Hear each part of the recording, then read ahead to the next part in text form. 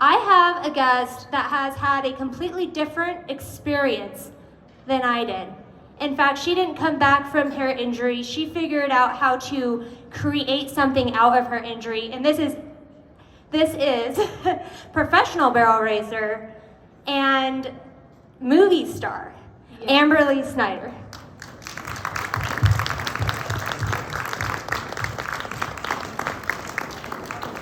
I'm like, gotta give you one of those. You can have anything of mine. Thank you. I'm excited. Well, and hey, I was glad Kassidy got to be here too. I'm glad I get to hang out with both of you. Yeah, I mean, I'm going to sit down because, like, truly, this is like my wine kitchen table experience right here with these girls. So I'm going to sit down and just chill. All right. Let's do it. Thank you for having me on. I'm excited. I'm like, where should I come over and I get to hang out with all three of you right here? I'll just do that. Oh, Cass is gonna sit too. We just want to hang out with Amber. Yeah. We're besties. I don't know if like y'all got a photo. Just kidding. Right here. Amber, tell us a little bit. Oh, I'm sorry. I'm so excited. I'm so excited I'm to see you. so Amazing. Like, I am so pumped to be interviewing Amberley Snyder today. Well, thank you. Yeah, Yes. I love when I get to come and hang out with you guys and we get to talk about barrel racing and why we get to do what we get to do. And I mean, all three of us know what it's like to have challenges in order to continue to do the sport that we love, and that the odds are not always in our favor, and that it's going to continue to take obstacles to compete what we want to do. And I feel like, I don't know, between the three of us, there's a lot of relation that gets to go around on that. I think I selfishly invite you on the show just so I can ask you like super uncomfortable questions. Which is fine. I don't even have a problem with that at all. I can handle that just fine. For example, I just was telling everybody how my experience was, the minute I gave my life to God, I actually started healing, but I was okay if I hadn't healed. You know what I mean? Like I was okay with whatever God wanted for my life, even if that had nothing to do with horses. And I want to know if you can take yourself, it's so easy to look back and be like, oh yeah, I was going to be a champion no matter what. But I don't think you guys realize if you haven't experienced an injury, in the moment of the injury, it is all consuming.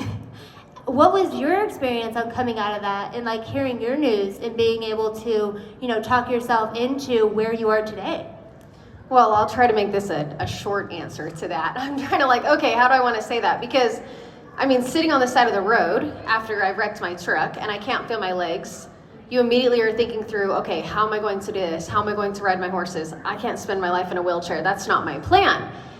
And then you have surgery and they tell you the chances of you walking or moving your legs is slim to none, but more to the none. So then you hear that and you realize, okay, so that's not a guarantee anymore. At first when you're in the hospital, you think, all right, well, I'm going to leave here walking, and then I'll just get back to the life that I wanted to have. Then you don't leave the hospital walking, right? Plans, yeah, you think that. And then you go home and I tell myself, if I get back on my horse, this is magically going to be fixed. It sounds like you were really positive from the beginning. And you are, right? I wasn't. No, you look at. I was like, this is horrible. I'm done forever. Well, and you can, there's going to be, it wasn't like I didn't cry every single day over something, right? The first day in therapy, they tell me, I'm not going to be able to lift myself into a truck, right? And I go to my room and I tell my mom, well, I'm a truck girl. We're truck girls. If we're gonna pull horses to a trailer, or pull a trailer with horses to the rodeo, you have to be able to get into a truck. And it was like, okay, I was sad about that and heard that news. And then the next day I wake up and I tell my therapist, I'm getting into a truck. So what are we doing to make that happen? Were you born with that mindset of like, hey, I'm going to tell you that this is what's going to happen. You just tell me how it's going to happen? I think so. I blame my dad for that, for the fact that, whatever princess asked for, right? That was the reality. He made it happen. He did. When I was that, 7, dads, it actually pays seriously. off if you give your daughters everything they want. Yeah, as if they're willing to work for that. I told my dad at 7 years old, Dad, I'm only going to move with the family to Utah at 7 if you buy me a Palomino barrel horse when I get there. And my dad's Stop like, it. Okay, we'll find you a Palomino barrel horse. Thanks for coming with the family. And what was the Palomino barrel horse's name? Her name was Lacey. Of course. Wow. Yes. And so, that's where it started. I think just having that mentality. I tell people I had the perfect combination of parents because my dad, being a Major League Baseball player, he knew what it took to be the best. right? That was something he was capable of. He knew the hard work that went into that, the perseverance that went into that, to be at that level. So he expected us kids to be that exact same way. Now my mom, I'm going to tell you, my mom taught us that even if you didn't win, that's not where your value came from. Are you sure? I mean, Oh, okay. I'm not sure. Like, and that's what I really, like, that's what my mom would say, you know? She's like, it's okay. If I called my dad and I took second, he was like, oh, you're first loser today, right? My mom was like, no, you're not. No, you're not. Like, it's okay. You have again. And I feel like that combination, I mean, you guys talked about your families today and getting to listen to your families. I love getting to do that. And so listening to them, I just think, yeah, how lucky was I to have two parents that raised me to be that way, so that when this came along, it was like, I'm already trained for this. Wow. That was so, I mean, that was truly touched me. I've never heard that side of your story where you're like, you know, I was prepared for this because of how my parents raised me and how they had that like perfect combination in your life. Yeah, I mean, point. I get to be lucky for that. I love that. That's I do. amazing. That is so awesome. I am wondering, what was your experience like filming Walk Ride Rodeo? Like, that's. Have you guys seen Walk Ride Rodeo? Yeah, I should say, if you've seen it, thank you. If you haven't, get it together. Yes, get it. I know girls that have seen that movie like on replay. I feel like I could play your part at this point. I'm like, oh yeah.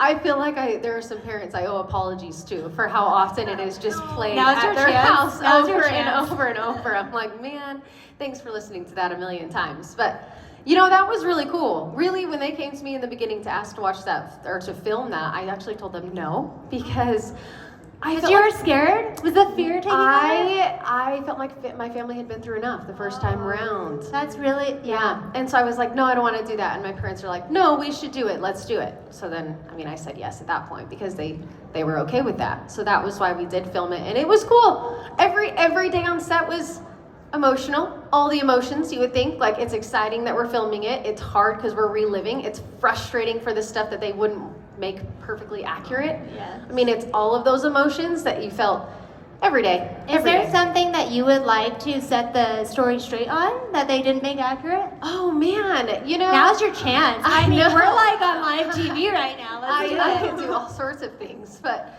one, I mean, I would say my family was more involved than they were. That's my least favorite part, is that my family should have been in there more than they were. And most people, when they watch the film, they think I only have like 2 sisters and a brother, when there's 6 of us. Sorry, what? Yes, like there's 6 of there's you? 6 of us, and so that part they didn't do a great job portraying that. And I'll not tell the story of why they didn't, but like they just could have done a better job. And so I feel like that I wish that they could have changed.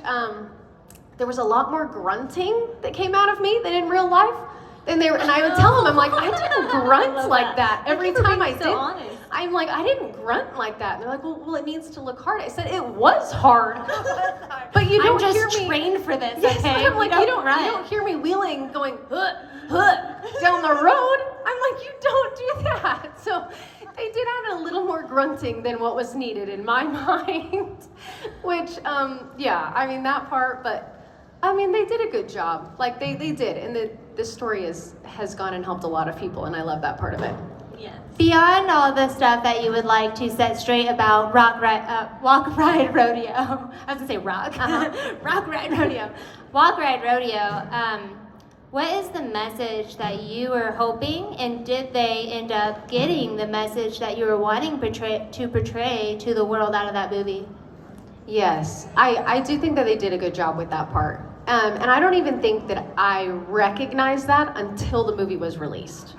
Because that was one of my hiccups with the movie was, I mean, I told my mom, I'm like, I haven't done anything cool yet. Like, why are we making a movie, right? And my mom has Wait, to... time out. You were at the American. I I watched you. I know. think I was there. Like, I Yeah, watched you at that's the when I first American. met you. That's when I'm confused. And that is- I was literally like, wow. I'm like, I better freaking, like, this is so amazing. Even just running against you at that I'm gonna moment. say it. Like, we need to get our shit together. That's what I was thinking. Yeah, that's what I was thinking too. I'm like, man, No no excuses. excuses. Yeah, exactly. That's how we feel. Well, so for me, I was like, I haven't won anything. And so, anyway, when the movie came out, and started getting messages from people over and over and over, and then meeting people and then being like, you know, your movie really helped me and it changed my life or saved my life. And I'm like, okay, when you talk about a God thing, I mean, that's one of those God things that I'm like, oh, okay, God knew more than me here. You know, I didn't have to win a world title for this movie to have a purpose. Right. And it like kind of about what's his plan. And not just with that, I think people get wrapped up in the idea that God can stop certain things from happening, but in reality, he just makes the best out of any negative circumstance that may have happened if you allow him to, if you give him the opportunity to. Yeah, I think that's exactly the way that it works. I mean, I tell people all the time, you know, we don't get to choose what happens to us, but we always get to choose how we're going to handle it. I love that. Awesome. Quote unquote, that's a t-shirt. Yeah, t-shirt. T-shirt that Amberley Snyder. Yeah, thank you so much, Amberley. Does anybody, before Amberley leaves, does anybody have a question that you've just waited your entire life to ask Amberley? Actually, yes, ma'am. I wanted to share with her how important your work is to the parents out there of special needs kids. What you just said about how important your parents were is being heard by people that I work with that have children with special needs, and you're such a blessing to them because it's 24/7 with special needs kids, and they're trying to prepare them so that they have that I forget how you put it now because I'm Outlook? nervous. Like an outlook? Yes, that Yes. outlook when they go through life as adults, that they can be stronger and better for it, you know, and you're just such a blessing to them. God is using you, Amber. Well, thank you. Thank That you. was beautiful. I appreciate that. Thank I wish you guys could have heard that. I was like, I'm gonna jump and then no, I'll have an issue, a wardrobe issue if I would have jumped down there so everybody could hear her. But she said that she feels, she wanted Amberley to know how grateful she is as a mother of a special needs individual that Amberley knows how much she inspires those individuals as well as the parents in their walk of life with what they're going through. And then she also said, you're doing great things through God. Yes. Thank you. Yeah, I am lucky that I get to do that, honestly. I tell you what, and even for you and for kids that are in that situation, there's never a morning you wake up and you say, today I'm going to be an inspiration. It doesn't work like that. You know, it's really, today I'm going to do the very best that I can. And then through that effort and that attitude, that is how you inspire people. And that is whether it's me, whether it's you, whether it's you and your child or anybody. I mean, it's, you just do the very best you can. And just always, I have to remind myself of this. Someone is always praying for what you have. And if I ever get in a moment where I start to get frustrated of what I'm dealing with and what I'm doing and not going the way that I plan, right? Or horses getting hurt or me getting hurt or whatever that is, I just have to remember someone is praying for what I have. And then you say, okay, you know what? I'm actually going to be okay. Like it's going to be all right. This is amazing. I love this show has brought so much more to me personally. And thank you, Sydney, for having all of us on it and getting to hear everybody's message. Well, I love this, and exactly, I mean, what you're saying about that, well, Kassidy and I hauled together when we were making the NFR back in the day. And that's, you know, a lot, part of it is, you know, we have a lot of times, you guys, we don't as professional athletes go out there and we're like, we're the best every day. We wake up feeling the absolute best ever every day. You know what I mean? It's not the Ricky Bobby movie. It is hard and difficult, and we have to have these traveling partners in your team, because it takes a team day behind you to lift you up out of those moments when it does get hard. We have another question in the crowd. To make a part 2, Amberley, about your movie, about just like everything you do now, just like a day in a life movie about how like you ride and everything. You should make a part 2 to your Make movie. a part 2. I mean, somebody at some point I'm sure will make a part 2, and we'll get to do that. I figure when I walk or I make the NFR, then I'm sure there will be somebody who will come and do a part 2. Which is going to be soon. That's going to be soon. I mean, you are on the way, girl. You're doing so good with your horses. I see you out there. Well, You're doing thank it. you. Yes. We all see it. We saw her and we're like, gosh, she's such an inspiration. And then she started kind of like beating us and we're like, oh, Uh-oh. But they only take 15. But no, we love you, and we love all of our traveling partners, and thank you so much for coming up today. We're gonna keep you on stage though, because we have a rising star that is super excited to meet you, and I'm excited to meet her, because speaking of people just like outrunning you, how about when a 9-year-old just puts you in the 2D at a super show? We have rising star Dusky Lynn Hall.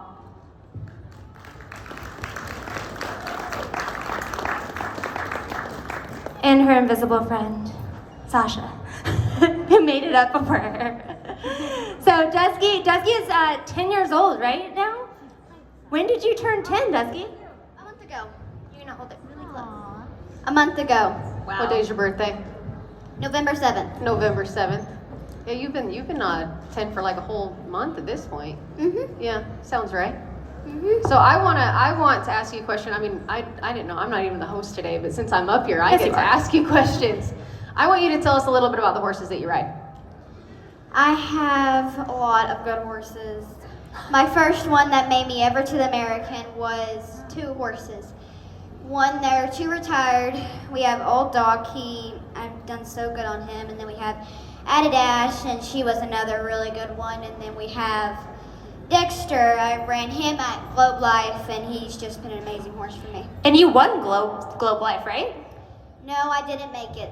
Oh, I'm just kidding. In my head, you're the winner. Dusky Lynn Hall is forever just number 1, period. Well, really, and you see, if you follow any social media now, every single race that you are at, they get to do slow-mos of you just kicking everybody's trash. So that's always a favorite for me, that I get to see how you ride. Oh, here's one of your runs right behind us. Are you running this week? Yes. Where At you Vegas Toughest. At the Vegas, was that last year, this year? This year. That was this year. Wow. How'd that run go? Pretty good. I'm pretty sure I won second or third.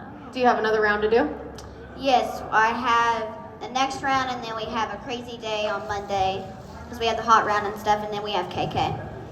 So yeah, just a little bit busy. And you have a short go tomorrow where you outran me at, because I'm pretty sure you were second and I was third, or you were third and I was fourth.